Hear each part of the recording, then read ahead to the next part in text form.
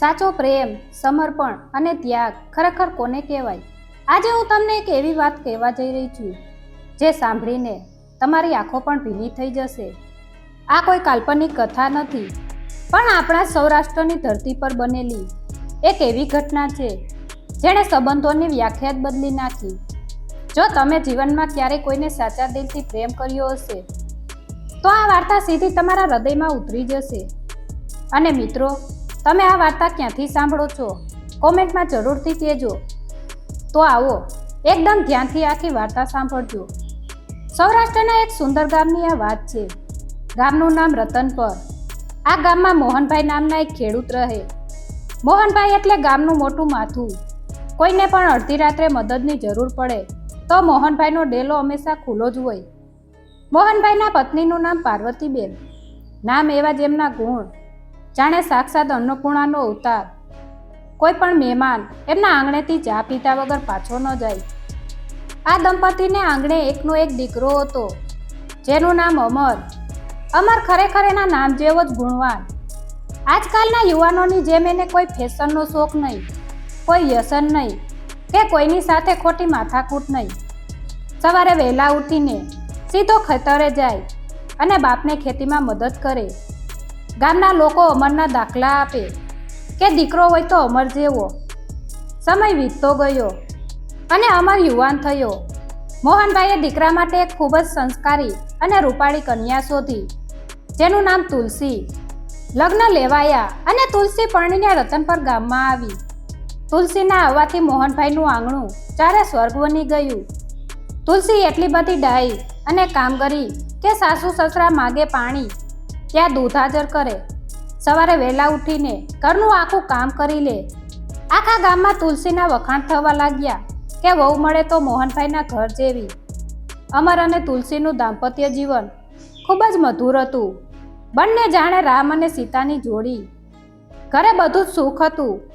વિશાળ જમીન, વાડીમાં લહેરાતો પાક અને ઘરમાં એકદમ શાંતિ. પણ કહેવાય છે ને કે જ્યારે તમારો સમય બહુ સારો ચાલતો હોય ત્યારે ક્યાંક ને ક્યાંક કોઈની કાળી નજર લાગી જ જતી હોય છે. ઈશ્વરે રચેલું કાળચક્ર હંમેશા એક સરખું નથી ચાલતું. રતનપર ગામમાં કેટલાક એવા યુવાનો પણ હતા જેઓ કોઈ કામ ધંધો કરતા ન હતા. બસ આખો દિવસ ગામના પાદરે બેસીને નશો કરવો અને ગામની પંચાયત કરવી એ જ એમનું કામ. આ આદેખા લોકોને અમરની પ્રગતિ અને એનો સુખી પરિવાર જોઈને મનમાં ખૂબ જ ઈર્ષા થતી. તેઓ રોજ વિચારતા કે આ અમર આટલો બધો સીધો કેમ છે? આને પણ આપણી જેમ બગાડવો જ પડશે. રોજ સવારે જ્યારે અમર પોતાનું બળદગાડું લઈને વાડીએ જતો ત્યારે બળદના ઘૂઘરાનો મીઠો અવાજ આખા રસ્તાને ગુંજાવી દેતો. એ વખતે આ બગડેલા યુવાનો રસ્તામાં ઊભા રહેતા. તેઓ અમરને વારંવાર રોકીને કહેતા, અલ્યા અમર, તું તો સાવ બાયલો જ રહ્યો. આખો દિવસ બસ કામને કામ. જિંદગીમાં ક્યારેક થોડી મજા તો કરી લે. આ લે, એકવાર આ ગાંજાની લટ ખેંચી જો, બધો થાક ઉતરી જશે. પણ અમર બહુ સમજુ હતો. એ હંમેશા નમ્રતાથી ના પાડી દેતો અને કહેતો, મારા ભાઈ, મારા બાપાએ મને આવા ખોટા સંસ્કાર નથી આપ્યા. પરસેવાની કમાણી હું આવા વ્યસનમાં ઉડાડું તો મારો ભગવાન મને ક્યારેય માફ ન કરે. પણ એ પાંચેય જણા રોજ અમરને આવી જ રીતે ઉશ્કેરતા. કહેવાય છે ને કે કઠણ પથ્થર પર જો સતત પાણીનું એક એક ટીપું પડ્યા કરે તો એક દિવસે પથ્થરમાં પણ મોટો ખાડો પડી જાય છે. ખરાબ સંગતની અસર ગમે તેવા મજબૂત માણસ પર ક્યારેક ને ક્યારેક તો થઈ જ જાય છે. અમરના મનમાં પણ એક દિવસ એવો વિચાર આવી ગયો કે લાવને એકવાર ચાખી તો જોઉં કે આમાં એવી તે શું મજા છે. અને બસ આ એક જ નાનકડો વિચાર મોહનના સુખી પરિવાર માટે એક ભયંકર તોફાન લઈને આવવાનો હતો. એક કમનસીબ સવાર હતી. સૂર્યનારાયણ હજુ આળસ મરડીને ઉઠી રહ્યા હતા અને પક્ષીઓનો કલરવ વાતાવરણમાં એક મીઠાશ ભરી રહ્યો હતો. અમર રોજની જેમ પોતાનું બળદગાડું લઈને ખેતરે જવા નીકળ્યો. રસ્તામાં એ જ 5 બગડેલા અને વ્યસની યુવાનો ઊભા હતા. આજે તેમણે અમરને વધારે ઉશ્કેરવાનું નક્કી કર્યું. અલ્યા અમર, તું તો સાવ ડરપોક અને બાયલો જ છે. તારા બાપથી આટલો બધો ડરે છે કે તું તારી મરજીથી જીવી પણ નથી શકતો. એકવાર આ ગાંજાની કસ ખેંચી તો જો. તને તારી વાડીમાં આખો દિવસ કામ કરવાનો કોઈ થાક જ નહીં લાગે. તારું શરીર એકદમ હળવું ફૂલ થઈ જશે અને તને સ્વર્ગ જેવો આનંદ મળશે. રોજ રોજના મેળા સાંભળીને અમરના મનમાં આજે એક નબળાઈ આવી ગઈ. એને થયું કે ચાલો એકવાર જોવા તો દો કે આમાં એવું તે શું છે. તેણે પોતાના જીવનની સૌથી મોટી અને ભયંકર ભૂલ કરી. તેણે એમના હાથમાંથી એ ચલમ લીધી અને પહેલો કસ ખેંચ્યો, પછી બીજો અને પછી ત્રીજો.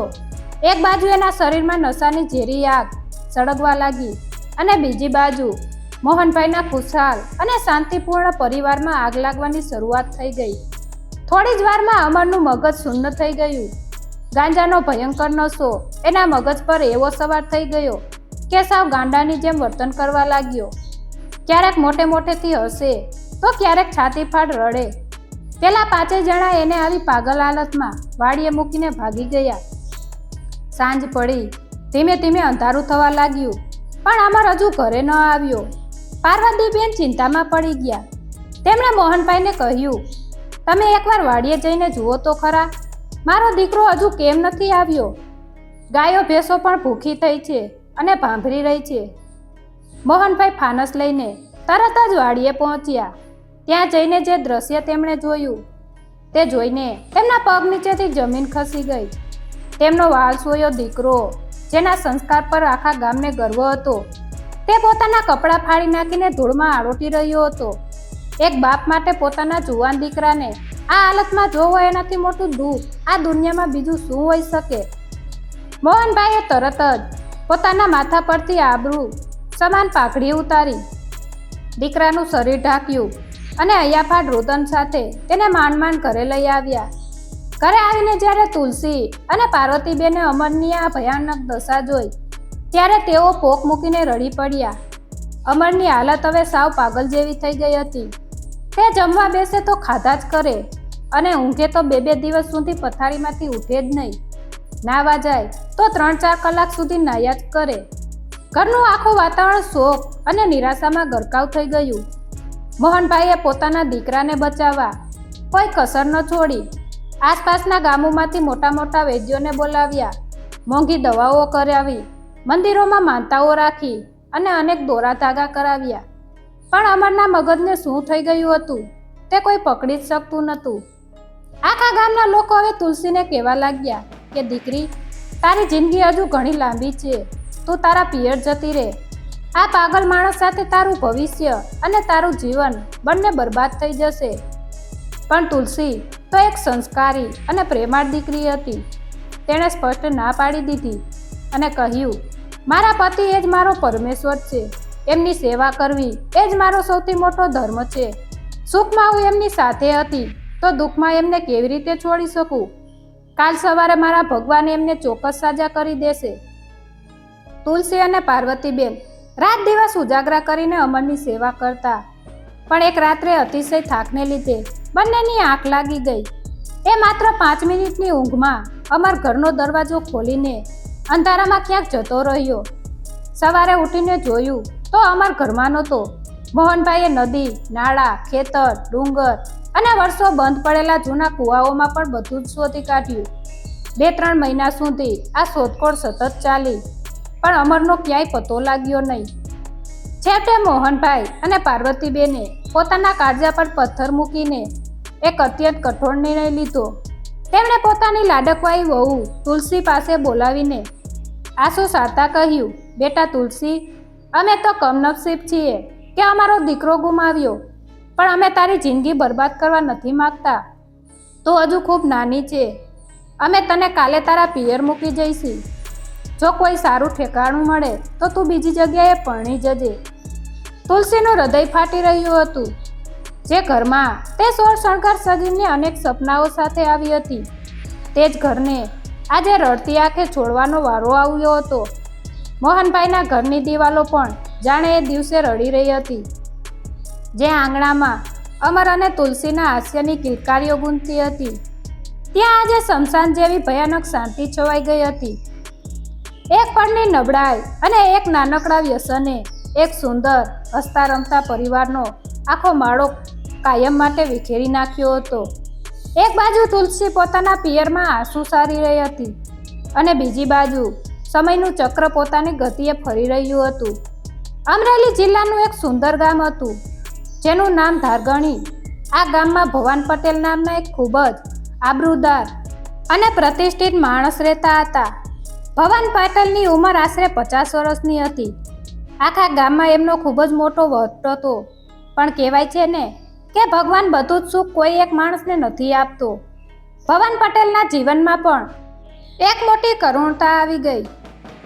ભવાન પટેલના પત્નીને ખેતરમાં કામ કરતી વખતે અચાનક સાપે ડંખ માર્યો અને ઝેર આખા શરીરમાં ફેલાઈ જવાથી તેમનું કમકમાટી ભર્યું મૃત્યુ થઈ ગયું. ભવાન પટેલ પર તો જાણે આપ તૂટી પડ્યું. તેમનો એક નાનકડો 2 વર્ષનો દીકરો હતો. હવે આટલી મોટી ઉંમરે જ્યારે ઘરમાં કોઈ સ્ત્રી ન હોય ત્યારે આ મા વગરના 2 વર્ષના દીકરાને કોણ સાચવે? ભવાન પટેલ સાવ એકલા પડી ગયા. દીકરાની રડતી આંખો એમનાથી જોવાતી નથી. ગામના વડીલો અને સગા સંબંધીઓએ ભવાન પટેલને દીકરાના ભવિષ્ય માટે બીજી વાર પરણવાની સલાહ આપી. એવામાં કોઈકે તુલસીની વાત કાઢી કે રતનપર ગામની તુલસી બહુ સંસ્કારી અને ડાઈ દીકરી છે, પણ કમનસીબે એનો પતિ ગાંડો થઈને ક્યાંક જતો રહ્યો છે.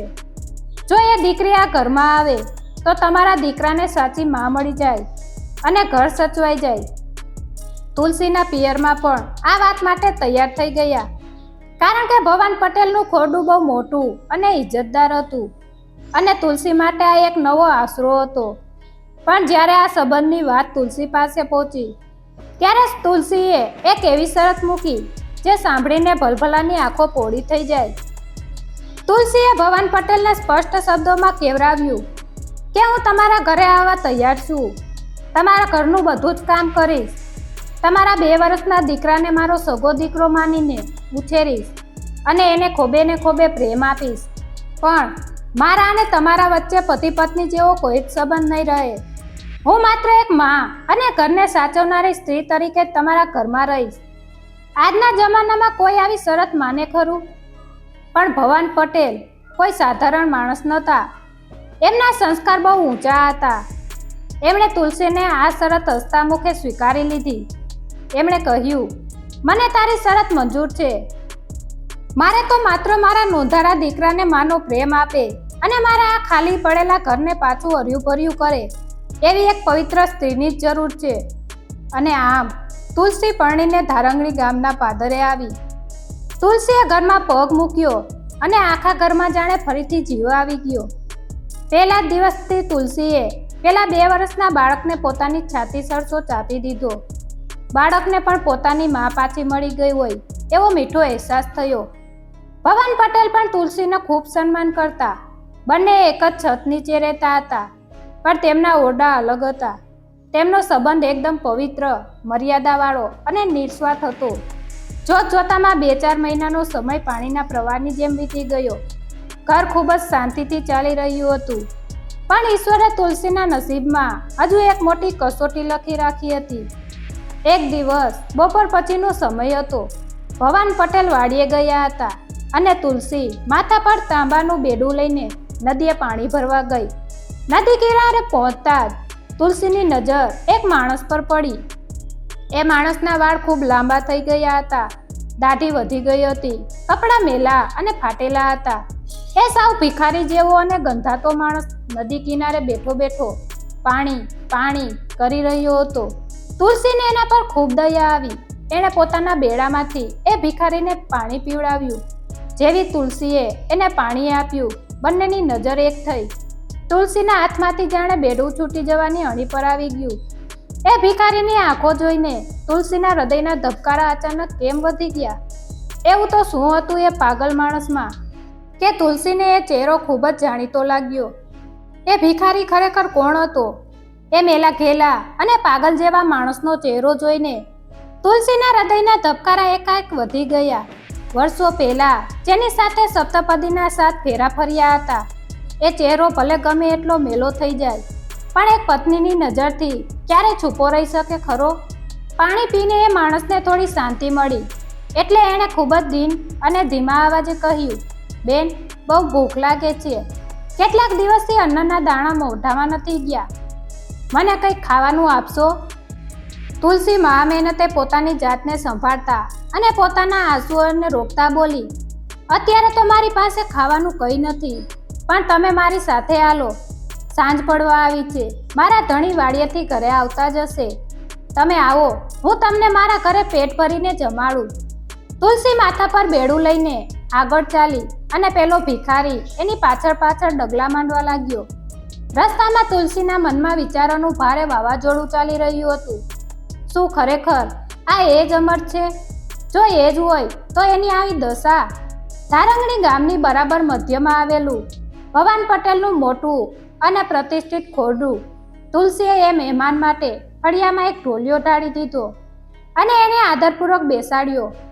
થોડી વારમાં સાંજ પડી અને ભવાન પટેલ વાડિયેથી ઘરે આવ્યા. પોતાના આંગણે એક અજાણ્યા, ગંધાતા અને પાગલ જેવા માણસને બેઠેલો જોઈને પણ ભવાન પટેલ જરાય ક્રોધિત ન થયા. ઉલટાનું આપણા સૌરાષ્ટ્રની મહેમાન ગતિના ઉજળા સંસ્કાર પ્રમાણે તેમણે એને મીઠો આવકાર આપ્યો અને એની પાસે બેઠા. એ સમયે આજથી ઘણા વર્ષો પહેલાં જ્યારે કોઈ મહેમાન ઘરે આવે અને જમવાને હજુ વાર હોય ત્યારે તેને દહીંમાં સાકર ઘોળીને પીવડાવવાનો રિવાજ હતો, જેથી તેનો બધો જ થાક ઉતરી જાય અને એને શીતળતા મળે. તુલસીએ વાસણમાં દહીં ઘોળ્યું અને તેમાં સાકર નાખીને એ મહેમાનને આપ્યું. મીઠું દહીં પીતા જ એ થાકેલો માણસ ઢોલિયા પર ઘસઘસાટ ઊંઘી ગયો. મહેમાન ઊંઘી ગયો એટલે તુલસીએ ભવાન પટેલને ઘરની અંદર બોલાવ્યા. તુલસીના ચહેરા પર આજે એક અજીબ ગભરાટ અને પીડા હતી. તેણે હાથ જોડીને કહ્યું, માલિક, હું આ ઘરમાં આવી ત્યારથી આ દિવસ સુધી મેં તમારી કે આ ઘરની સેવામાં ક્યારેય કોઈ કચાશ નથી રાખી. તમારા 2 વર્ષના દીકરાને મેં મારા સગા દીકરાથી પણ વિશેષ પ્રેમથી સાચવ્યો છે. પણ આજે મારે તમારી પાસે એક વાત કહેવી છે. તમારી પાસે કંઈક માગવું છે. શું તમે મને આપશો? ભવાન પટેલે અત્યંત સહજતાથી કહ્યું, અરે તુલસી, તું તો આ ઘરની આબરૂ છે. તારા વળી આમ હાથ જોડવાના હોય? તારે જે જોઈએ તે નિસંકોચ માગી લે. હું તારી વાત ક્યારેય નહીં ટાળું. તુલસીએ ધીમા પણ રડમસાવા આજે કહ્યું, બહાર જે માણસ ઊંઘી રહ્યો છે એના વાણી, વર્તન અને એની આંખો જોઈને મને એવું લાગે છે કે મને માફ કરજો, પણ એ કદાચ મારું આગલું ઘર છે, એટલે કે મારા પહેલા પતિ અમર છે. તમે એકવાર જઈને એમને પૂછો કે એમનું નામ શું છે, ક્યાં ગામના છે, એમના કુટુંબનું નામ શું છે. એ જે પણ સાચું કહે એ મને જણાવજો. હું આ ઘર છોડીને જવા નથી માગતી. હું અહીં જ રહીશ, પણ મને અંદરથી એવું સતત થયા કરે છે કે મારું આગલું ઠેકાણું છે. આ સાંભળીને ભવાન પટેલે એકદમ ચોંકી ગયા, પણ એમણે સ્વચ્છતા જાળવી. ઈશ્વરને સાક્ષી માનીને તેઓ બહાર ગયા. પેલો માણસ જાગી ગયો હતો. ભવાન પટેલે અત્યંત પ્રેમથી એને પૂછ્યું, ભાઈ મહેમાન, તમારું નામ શું છે? પેલા માણસે માથું ખંજવાળતા ધીમેથી કહ્યું, અમર. ભવાન પટેલના ધબકારા વધી ગયા. તમારું ગામ કયું ભાઈ? રતનપર. તમારા બાપુજીનું નામ? ભવાન પટેલે છેલ્લો સવાલ કર્યો. મોહનભાઈ પટેલ. અને પછી એ પાગલ માણસ અચાનક રડવા જેવો થઈ ગયો અને બોલ્યો, મારી ઘરે એક વહુ પણ છે. એનું નામ તુલસી છે. એ બહુ ડાઈ છે. એ ઘરે મારી વાટ જોતી હશે, પણ મને જ ખબર નથી કે અત્યારે હું ક્યાં છું. આ શબ્દો સાંભળતા જ ભવાન પટેલે પાકી ખાતરી થઈ ગઈ કે આ ભિખારી બીજું કોઈ નહીં, પણ તુલસીનો ખોવાયેલો પતિ અમર જ છે. કલ્પના કરો એ ભવાન પટેલના હૃદયની સ્થિતિ, જ્યારે એક પુરુષને ખબર પડે કે એના આંગણે આવેલો પાગલ ભિખારી બીજું કોઈ નહીં, પણ એની જ પત્નીનો પેલો પતિ છે, ત્યારે એ શું કરે? આજના સ્વાર્થી જમાનામાં કોઈ સામાન્ય માણસ હોય તો આ જ વાત છુપાવી દે, અથવા એ પાગલને રાતોરાત ત્યાંથી કાઢી મૂકત, જેથી એના બાળકને મળેલી માં ક્યારેય છીનવાઈ ન જાય. પણ ભવાન પટેલે એ દિવસે જે નિર્ણય લીધો તે સાંભળીને સૌરાષ્ટ્રની આખી ધરતી પણ એમને સલામ કરી ઉઠી હશે. ભવાન પટેલ ઘરમાં આવ્યા. એમની આંખોમાં એક અજબની શાંતિ અને ચહેરા પર સંતોષ હતો. એમણે તુલસીને કહ્યું, તુલસી, તારી શંકા સાચી છે. આ તારો અમર જ છે. મેં એને બધું પૂછ્યું છે. આટલું સાંભળતા તુલસીની આંખોમાંથી ચોધાર આંસુ વહેવા લાગ્યા. ભવાન પટેલે બહાર જઈને અમરને નાહવા માટે ગરમ પાણી આપ્યું, પોતાના 2 નવા કપડાની જોડી આપી અને અત્યંત પ્રેમથી કહ્યું, તમે નાહી લો ભાઈ, તમે બિલકુલ સાચા ઠેકાણે છો, હવે તમારે ક્યાંય ભટકવાનું નથી. પછી ભવાન પટેલે અંદર આવીને તુલસીને કહ્યું, તુલસી, તૈયાર થઈ જા, આપણે મહેમાનને એમના ઘરે મૂકવા જવાનું છે. તુલસીને એક ક્ષણ માટે મનમાં મોટો ડર લાગ્યો કે કદાચ ભવાન પટેલ ગુસ્સે થઈને એને કાયમ માટે કાઢી મૂકી રહ્યા છે, કારણ કે ભવાન પટેલે એને બીજું કંઈ જ ન કહ્યું હતું. પણ ઇતિહાસ સાક્ષી છે કે એ દિવસે તુલસીએ પોતાની પાસે જે પોતાના અસલી અને જૂના ઘરેણાં હતા તે પહેર્યા, માથે મર્યાદાની લાજ કાઢી અને આંખોમાં આંસુ સાથે બળદગાડામાં બેસી ગઈ. ભવાન પટેલ, અમર અને તુલસી આ 3 જણ ગાડામાં બેસીને ધારગણીથી રતનપર ગામ જવા નીકળ્યા. 2 દિવસની લાંબી મુસાફરી હતી. રસ્તામાં કોઈ કંઈ જ બોલ્યું નહીં. ગાડું આખરે રતનપર ગામમાં પ્રવેશ્યું. તુલસીએ લાજ કાઢી હતી એટલે એને કંઈ ખબર ન હતી કે ગાડું ક્યાં ઊભું રહેશે. ગામના પાદરે આવીને ભવાન પટેલને અમરને પૂછ્યું, તમારું ઘર ક્યાં છે? અમરે ધ્રુજતા હાથે ઈશારો કરીને પોતાનું ઘર બતાવ્યું. ગાડું બરાબર મોહનભાઈના ઘરની ડેલી પાસે આવીને ઊભું રહ્યું. ભવાન પટેલે બહારથી મોટો સાદ પાડ્યો, મોહનભાઈ, ઓ મોહનભાઈ. અંદરથી એક નિરાશ અવાજ આવ્યો. મોહનભાઈ અને પાર્વતીબેન, જેઓ સાવ ભાંગી પડ્યા હતા, તેમણે આવીને ડેલી ખોલી. સામે ભવાન પટેલ ઊભા હતા અને એમની બાજુમાં અમર. મોહનભાઈ તો પોતાના ખોવાયેલા દીકરાને જોઈને અવાકત થઈ ગયા. ભવાન પટેલે હસીને કહ્યું, મોહનભાઈ, આ તમારો અમર છે. હું તમારા દીકરાને ગોતીને તમારી પાસે લાવ્યો છું. મોહનભાઈએ દોડીને અમરને કસીને બાથ ભરી લીધી. બાપ અને દીકરાના મિલનનું એ દ્રશ્ય જોઈને પથ્થરદિલનો માણસ પણ રડી પડે. કેટલાય મહિનાઓ પછી પોતાના એકના એક દીકરાને જીવતો જોઈને મોહનભાઈ અને પાર્વતીબેનની ખુશીનો કોઈ પાર ન રહ્યો. થોડીવાર પછી મોહનભાઈએ ભવાન પટેલને આગ્રહ કરતા કહ્યું, ભાઈ, તમે તો મારા પરિવાર પર બહુ મોટો ઉપકાર કર્યો છે. હવે જમ્યા વગર અહીંથી જવાશે નહીં. પણ મારી દીકરી તુલસી તમારી સાથે નથી આવી? ત્યારે ભવાન પટેલે એક એવો જવાબ આપ્યો જે સુવર્ણ અક્ષરે લખવા જેવો છે. તેમણે બળદગાડામાં બેઠેલી તુલસીને નીચે ઉતારી અને કહ્યું, મોહનભાઈ, હું માત્ર તમારા દીકરાને જ ગોતીને નથી લાવ્યો, પણ મારી કદાચ બહેન થાય એવી તમારી વહુવરુને પણ સાથે લાવ્યો છું. આજથી આ તમારી અમાનત હું તમને પાછી સોંપું છું. એમ કહીને ભવાન પટેલે તુલસીનો હાથ અમરના હાથમાં સોંપી દીધો. આ દ્રશ્ય જોઈને તુલસી ચોંકી ગઈ. એના મનમાં એક મોટો સવાલ હતો. એણે આંસુ લૂંટતા ભવાન પટેલને પૂછ્યું, તમે આ શું કરી રહ્યા છો? ધારંગડી જેવું તમારું મોટું ગામ, એમાં તમારી આટલી મોટી ઇજ્જત, લોકો તમને શું પૂછશે? અને પેલો મારો 2 વર્ષનો દીકરો, એનું શું થશે? તમે એમને શું જવાબ આપશો? તુલસીના એ સવાલનો જવાબ આપતા ભવાન પટેલના ચહેરા પર એક દિવ્ય શાંતિ હતી. એમણે અત્યંત ગંભીરતા અને પ્રેમાળ અવાજે કહ્યું, દીકરી તુલસી, મારા ગામના લોકો શું કહેશે એની મને કોઈ જ પરવા નથી. મારો ભગવાન જાણે છે કે મેં આજે જે નિર્ણય લીધો છે એ એકદમ સાચો છે. તું પૂછે છે ને કે ભવિષ્યમાં મારું શું થશે? તો સાંભળ, વર્ષો પછી જ્યારે હું મારું ગાડું લઈને આ રતનપર ગામના પાદરેથી નીકળીશ, ત્યારે તારા અને અમરના આંગણે તમારા સંતાનોને હસતા રમતા જોઈશ. એ દ્રશ્ય જોઈને મારું આ હૈયું ટાઢું એમ થઈ જશે.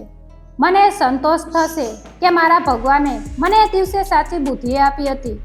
અને રહી વાત મારા દીકરાની, તો જે ઈશ્વરે એને જન્મ આપ્યો છે એ જ એનો ઉછેર પણ કરી લેશે. તારું સાચું ઘર આજ છે અને હું કોઈનો વસતો માળો વિખેરીને મારા ઘરને ક્યારેય સુખી ન કરી શકું. આટલું કહીને ભવાન પટેલ પોતાનું ખાલી ગાડું લઈને પાછા પોતાના ગામ ધારંગડી તરફ વળી ગયા. કહેવાય છે કે જ્યારે એમનું ખાલી ગાડું ધારંગડી ગામના પાદરે પ્રવેશ્યું, ત્યારે ગામના મંદિરે લહેરાતી કાળિયા ઠાકરની ધજાએ પણ ઝૂકીને આ મહાન માણસના ત્યાગને સલામી આપી હતી. ગાડું ભલે ખાલી હતું, પણ ભવાન પટેલનું હૃદય એક અદ્ભુત પુણ્ય અને અનોખા સંતોષથી ભરેલું હતું.